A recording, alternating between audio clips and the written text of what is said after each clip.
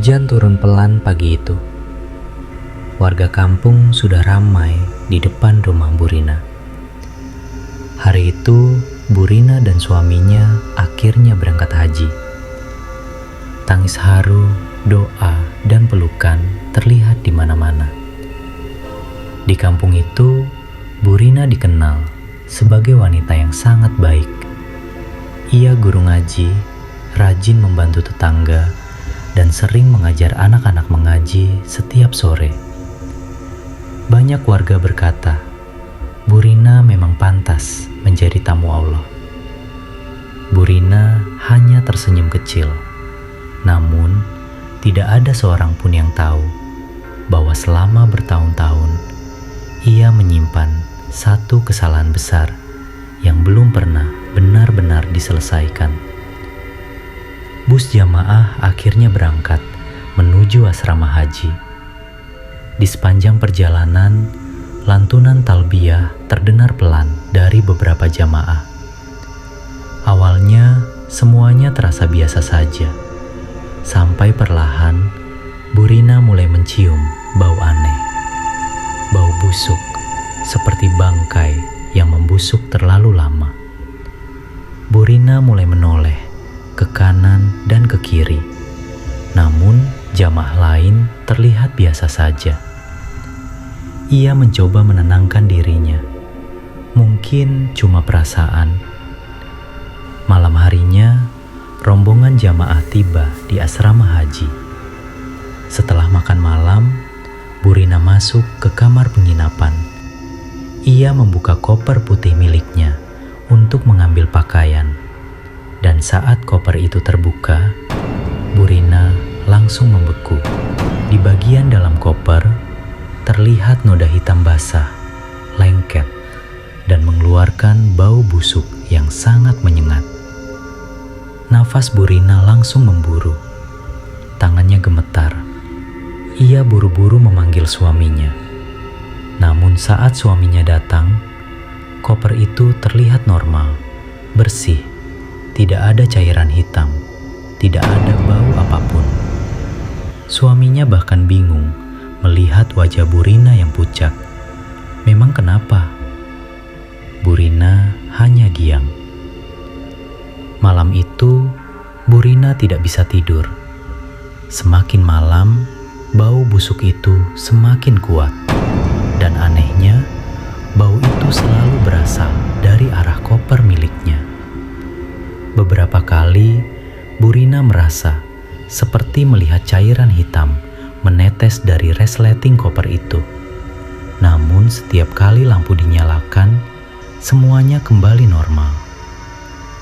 Keesokan paginya, diam-diam, Bu Rina membeli koper baru di dekat bandara. Ia mulai ketakutan. Ia berpikir, mungkin koper lamanya rusak. Semua isi koper dipindahkan. Koper lama dibuang. Namun, beberapa saat kemudian, saat Bu Rina membuka koper baru itu, bagian dalamnya kembali terlihat basah dan menghitam. Jantung Bu Rina langsung berdegup kencang. Di ruang tunggu bandara, seorang jamaah tiba-tiba berkata, "Kayak ada bau aneh ya." Beberapa jamaah lain mulai menoleh. Ada yang menutup hidung. Namun, tidak ada yang tahu asal bau itu. Bu Rina langsung pucat karena ia sadar bau itu berasal dari kopernya. Di dalam pesawat, gangguan itu semakin parah. Beberapa penumpang mulai terlihat tidak nyaman. Pramugari bahkan sempat memeriksa bagasi atas karena ada laporan tentang bau busuk samar. Namun, hasilnya nihil. Tidak ada apapun. Semuanya terlihat normal, kecuali di mata Bu Rina. Karena saat ia menatap ke arah bagasi atas, ia melihat cairan hitam pekat perlahan menetes dari koper miliknya. Tetesannya jatuh ke kursi pesawat, lengket, dan mengeluarkan bau yang membuatnya hampir muntah. Namun anehnya, tidak ada seorang pun yang bereaksi. Seolah hanya Burina yang bisa melihat semuanya. Burina mulai menangis diam-diam.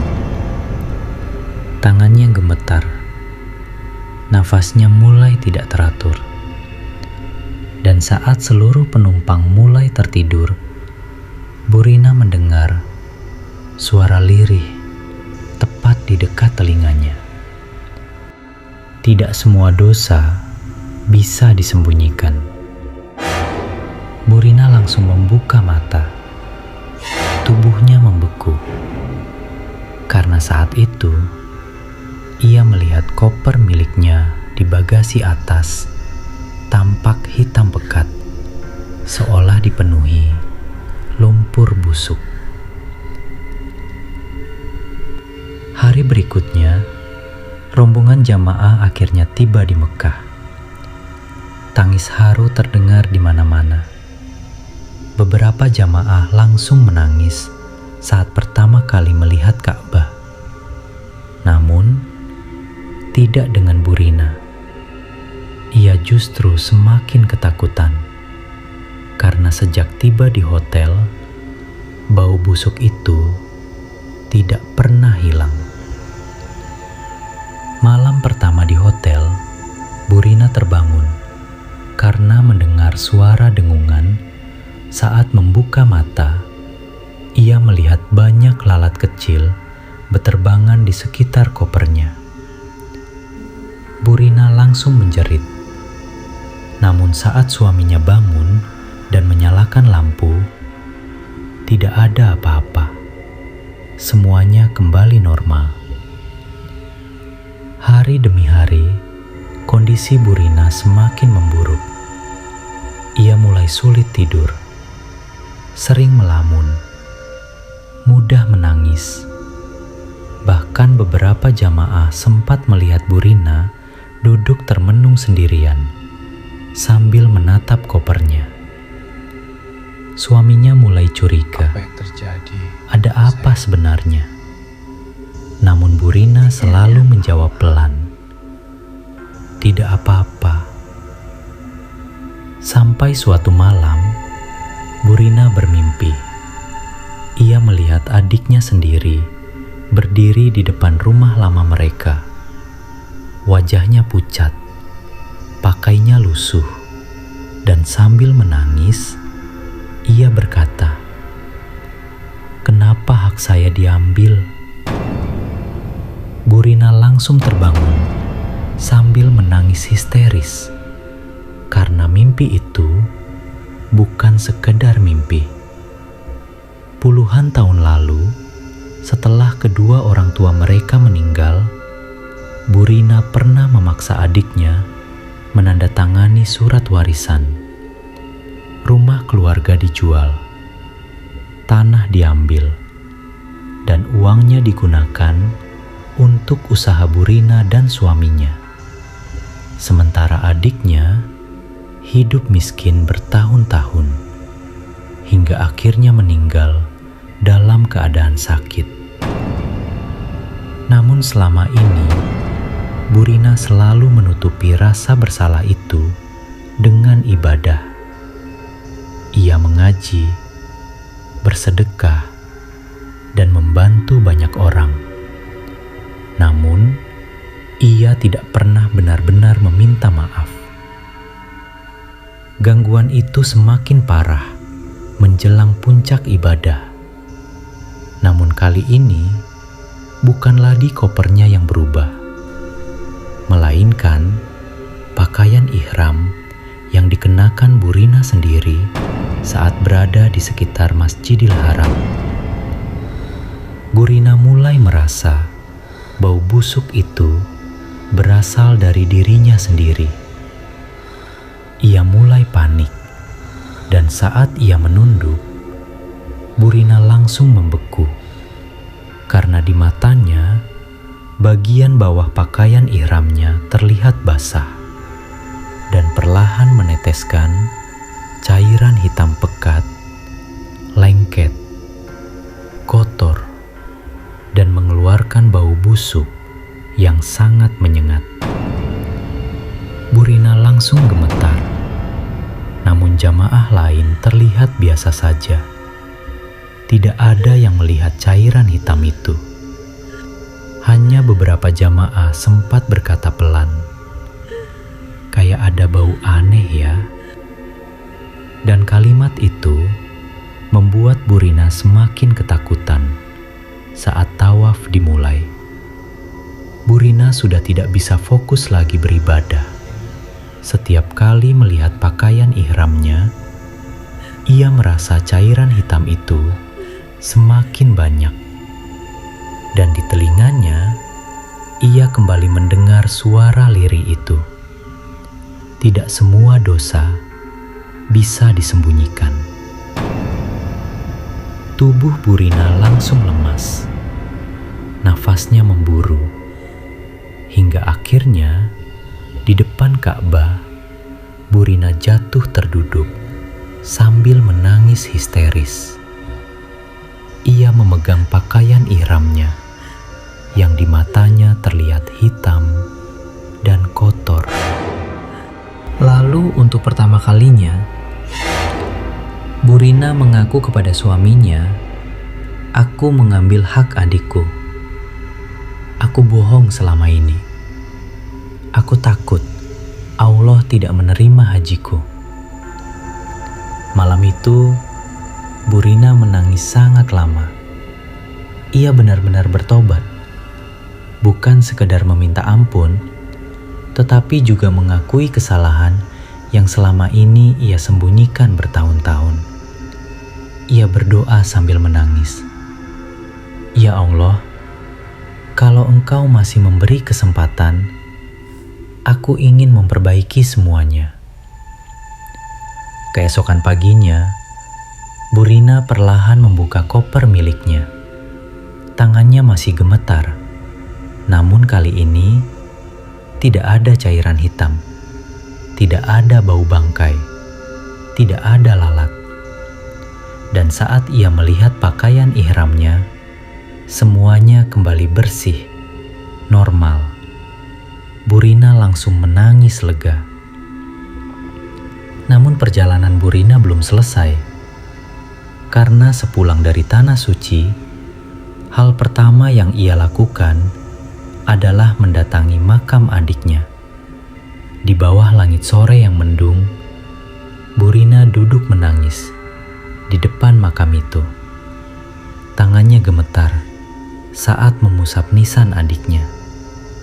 Dan sambil menangis, ia berkata, "Maafkan kakak." Beberapa hari kemudian, Burina mulai mendatangi rumah anak-anak adiknya. Ponakan-ponakannya hidup sederhana, dan selama ini Burina hampir tidak pernah benar-benar peduli pada mereka. Namun kali ini berbeda. Burina mulai membantu biaya sekolah mereka, kebutuhan rumah, dan kehidupan mereka sehari-hari. Bukan untuk terlihat baik, tetapi karena ia sadar taubat bukan hanya tentang menangis, melainkan juga memperbaiki apa yang pernah dirusak. Dan sejak hari itu, Burina tidak pernah lagi mencium bau bangkai itu, tidak pernah lagi melihat cairan hitam itu. Namun ia selalu mengingat bahwa mungkin yang paling berat dibawa manusia ke Tanah Suci bukanlah koper mereka, melainkan dosa yang belum benar-benar diselesaikan. Cerita ini mengingatkan kita bahwa tidak semua kesalahan bisa terus disembunyikan. Mungkin manusia tidak tahu, mungkin orang lain tidak melihat, namun Allah Maha mengetahui segalanya. Kadang Allah memberi kesempatan manusia untuk memperbaiki diri sebelum semuanya terlambat. Karena tobat bukan hanya tentang menangis, tetapi juga tentang mengakui kesalahan, meminta maaf, dan memperbaiki apa yang pernah dirusak.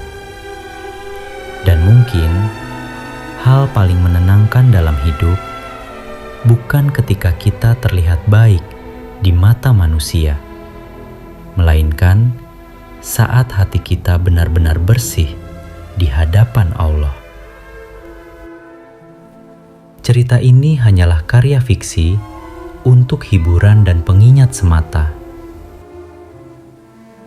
Jika ada kesamaan nama, tokoh, tempat, lokasi, maupun kejadian, semua itu hanyalah kebetulan semata.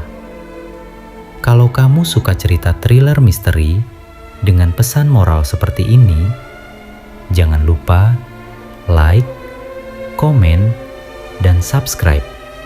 Karena terkadang cerita paling menyeramkan bukan tentang makhluk tak terlihat, melainkan tentang dosa yang diam-diam masih kita bawa di dalam hidup kita sendiri.